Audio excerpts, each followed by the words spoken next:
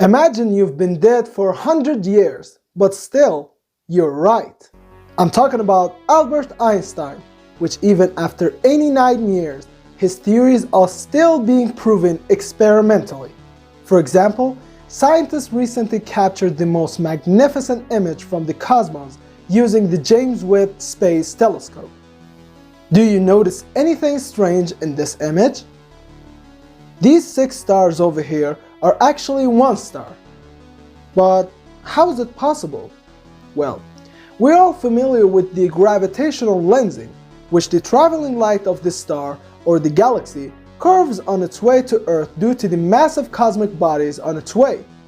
That's why some galaxies appear to be curved, or even sometimes they appear in a ring-shaped pattern, which is called Einstein ring. So what's so special about this one?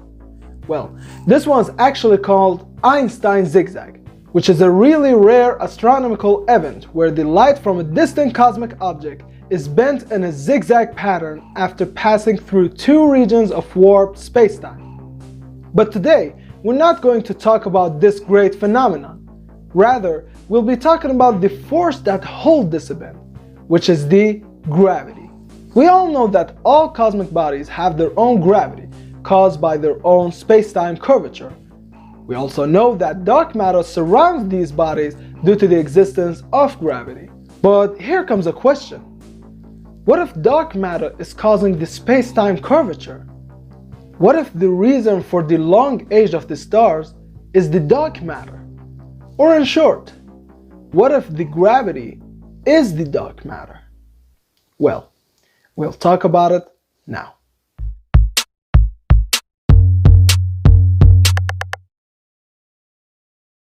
In order to answer these questions, we must first learn about the dark matter's history. The first person who discovered the idea of dark matter was a Swiss scientist named Fritz Zwicky. In 1933, while observing and studying the Coma cluster, Fritz Zwicky noticed that the galaxies were moving much faster than they should be based on the visible mass of the cluster. The amount of gravity that the Coma cluster had was this much, but the amount of gravity that it actually needed was that big. He concluded that there must be additional unseen and mysterious mass holding the cluster together, which he named it the dark matter. Another scientist who suggested the existence of dark matter in the universe was Vera Rubin in 1971. Rubin studied the rotation speeds of stars within galaxies and found out that stars farther from the galactic center were moving just as fast as those closer to the center. Also, he noticed that the needed mass for the galaxy's rotation velocity is unusual. This unexpected observation suggested that galaxies contain much more mass than what's visible, extending far beyond the visible disk. According to his observations, dark matter gives galaxies the expandability for their own gravity to reach the farthest stars. This power is not only limited for galaxies, and it can be found in the solar system. For example, according to Stephen Hawking's book, Brief Answers to Big Questions, although gravity is the weakest force among the 4 forces of the universe, it has a unique expandability power that can be observed in our solar system, where the sun's gravity reaches to the farthest point, such as Pluto, which is 5 billion kilometers away, or even beyond. This expandability power that the sun has is dedicated to the dark matter. After these 2 scientists, there were other leading hints for the existence of dark matter in the universe through gravitational lensing, cosmic microwave background, and galaxy center observation. Why observing the center of our galaxy helps in observing dark matter? Well, at the center of our galaxy, there are stars that are orbiting around the supermassive black hole in the center with a velocity equal to the 10% of the speed of light. They shouldn't have been there in the first place, considering that the black hole could have swallowed the gas clouds that forms them. So that means they could be one of the oldest and earliest stars to form. But here's the twist. These stars appeared way younger when the scientists observed them. Considering that the dark matter is centered in the middle of our galaxy, theoretically, these stars could have been feeding on dark matter in the space, keeping them young. This great discovery has the potential to significantly advance our understanding of dark matter, but until now, no scientist has ever succeeded to detect or observe dark matter. Before we begin questioning the nature of gravity, we must first know what is dark matter in the first place, which most of our questions remain unanswered due to the fact that dark matter was never experimentally in laboratory detected. Not only dark matter, but even some fundamental particles such as neutrinos are undetectable. Fundamental particles use the fundamental forces as a language to communicate with each other. One of the used languages is electromagnetism. Any electrically charged particle can communicate with other particles by exchanging photons. For electrically neutral particles such as neutrinos, electromagnetism is not an understandable language. Therefore, neutrinos are invisible to us, and right now, billions of neutrino particles are passing through our bodies without us knowing. If the same goes to dark matter, then dark matter particle is electrically neutral too. Therefore, photons will pass through dark matter and it will appear invisible. Although dark matter doesn't have a charge, it must have mass, because the only thing we've seen dark matter do is exerting its gravitational influence. The only language that dark matter understands from the fundamental forces is the gravity language. Dark matter doesn't interact with none of the main four forces or every other ordinary matter or basically all the mass and energy in the universe. The only bridge between us and the dark matter is the gravity.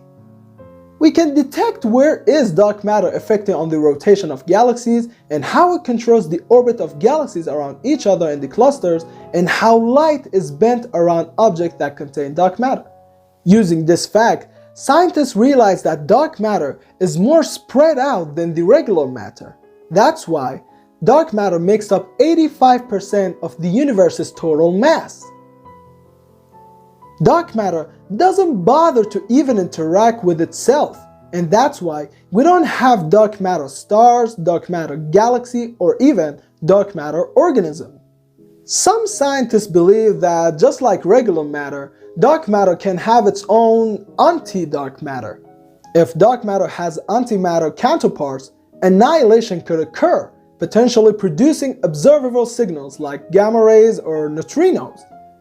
By only detecting gamma rays and neutrinos in the empty space, we can easily locate the space where dark matter and anti-dark matter annihilation occurs. There are plenty other methods to use for dark matter detection like deep underground detectors, gravitational lensing, or even the Large Hadron Collider. But for now, it is a challenge to see the unseen. So let's review what we know about dark matter so far. 1. There's plenty of it, which makes up 25% of the universe and 85% of total mass of the universe. 2. Barely interacts with itself. 3. If it was a particle, it will be electrically neutral. Are there any particles that are candidate to be the dark matter particle? Well, for a while, scientists believed that neutrino particle could be the dark matter particle, which made a lot of sense because neutrinos are also spread and abundant in the universe, and they're electrically neutral. The only problem is, neutrino is one of the lightest particles in terms of mass. It is not possible for an insignificantly massive particle to cause these gravitational effects on the universe. There is another bizarre candidate for dark matter particle which is called neutralino, which is the combination of Z boson, photon, and the Higgs boson. But obviously, it is an incomplete theory considering that Higgs boson particle only lives for 1.6 times 10 to the power of minus 22 seconds. General theory of relativity has been very successful in explaining many phenomena, as the motion of planets and the bending of light around massive objects. However, there are some observations that general relativity cannot explain, like rotation curves of galaxies and the cosmic microwave background. Replacing dark matter with gravity might be an idiotic idea, but here's some pros and cons for it. The pros: explains observed gravitational effects such as the rotation curves of galaxies, matches cosmological models such as the lambda CDM model, provides a framework for new physics. The cons: lack of direct detection of dark matter. Dark matter itself has an alternative, which some scientists propose an alternative explanation for the observed gravitational anomalies, such as the modified Newtonian dynamics. The complexity, which not only introducing dark matter adds complexity to the universe, but it also requires fine-tuning of parameters of match observations.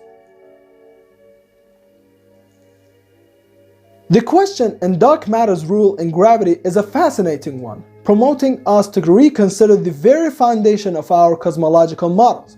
While the idea of dark matter as the source of gravity holds a certain appeal, it is crucial to remember our limitations. No matter how much this theory piques our curiosity, the fundamental nature of dark matter itself remains unknown. Until the day we solve the mystery of dark matter nature, we will try our best to break it up for better understanding. But here comes a question. Gravity is not a matter or a force, rather it's a space-time curvature caused by the matter itself. So how would the interaction between dark matter and the gravity occur? Well, we'll leave this topic for another day. But until that day, do not stop wondering and be curious.